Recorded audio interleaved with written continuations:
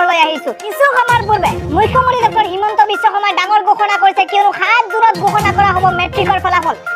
ছাত্ৰ ছাত্ৰীসকলৰ বাবে সবাতোকৈ ডাঙৰ খবৰ আহি পৰিছে। ইমান দিনৰ অন্তত এটা ভাল খবৰ আহি পৰিছে। ইমান কল্পনা কৰাৰ পিছতো কিছু সময়ৰ পূৰ্বে সবাতোকৈ ভাল খবৰ আহি পৰিছে, কিয়নো মেট্ৰিকৰ ফলাফল 7 জুনত ঘোষণা কৰা হ'ব। মুখ্যমন্ত্ৰী হিমন্ত বিশ্ব শৰ্মাই এটা টুইট যোগে কিছু সময়ৰ পূৰ্বে ঘোষণা কৰিছে যে 7 জুনত মেট্ৰিকৰ ফলাফল ঘোষণা কৰিব। চূড়ান্ত সিদ্ধান্ত গ্ৰহণ কৰা হৈছে কিছু সময়ৰ পূৰ্বে।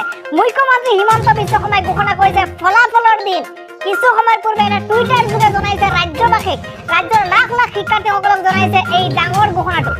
টুইটাৰ যোগে ফলাফলৰ দিন ঘোষণা কৰিছে মুখ্যমন্ত্ৰী ডক্টৰ হিমন্ত বিশ্ব শৰ্মাই আৰু কৈছে অনলাইন যোগে লাভ কৰিব ফলাফল। কেনেকৈ লাভ কৰিব, কি ধৰণে লাভ কৰিব, কোন ৱেবছাইটৰ জৰিয়তে লাভ কৰিব, সবিশেষ তথ্য আন এটা ভিডিঅ'ত আপোনালোকক জনাই দিম।